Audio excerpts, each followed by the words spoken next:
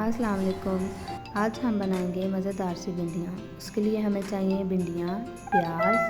اب ہم بھنڈیوں کو فرائی کریں گے، اتنا پکائیں گے کہ تھوڑی سی نرم ہو جائیں، بالکل جلا نہیں دینی ہم نے۔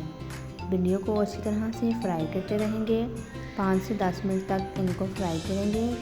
اچھا سا کلر آ جانے کے بعد ان کو ہم باہر نکال لیں گے۔ باہر نکالنے کے بعد جو پیاز ہوگا اسی آئل کو ضائع نہیں کریں گے، اسی آئل میں ہم جو کٹا ہوا پیاز ہوگا وہ پیاز ڈال دیں گے۔ پیاز کو اتنا براؤن نہیں کرنا، ہلکا سا نرم کریں گے۔ ہلکا سا نرم کرنے کے بعد تھوڑا سا چکن تھا ہمارے پاس، چکن ایڈ کر دیا۔ چکن کو تھوڑا سا بھون لینے کے بعد ہم نے اس میں ٹماٹر اور ہری مرچیں ایڈ کر دیں۔ اس کو تھوڑا سا پکانے کے بعد یہاں ہم ایڈ کر رہے ہیں کچھ اسپائسز۔ اس میں ہم نے لیا ہے نمک، اپنی ضرورت کے مطابق بھی ایڈ کر سکتے ہیں آپ۔ یہاں پر لیں گے ہم تھوڑی سی ہلدی۔ گرمیاں ہیں، گرمیوں کے موسم میں بھنڈیاں بڑے شوق سے کھائی جاتی ہیں۔ اور یہاں پر ہم لیں گے تھوڑی سی لال مرچ۔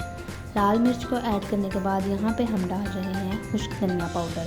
یہاں پر ہم سارے اسپائسز کو مکس کر لیں گے اچھی طرح سے۔ مکس کرنے کے بعد یہاں پر ہم اس کو 3 سے 4 منٹ دم لگائیں گے کہ ہمارا چکن اچھی طرح سے گل جائے۔ پانی کا ذرا بھی قطرہ نہیں ایڈ کریں گے۔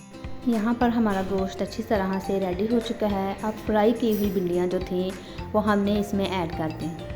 بھنڈیاں ایڈ کرنے کے بعد اچھی طرح سے مکس کریں گے تاکہ دونوں چیزیں یکجان ہو جائیں۔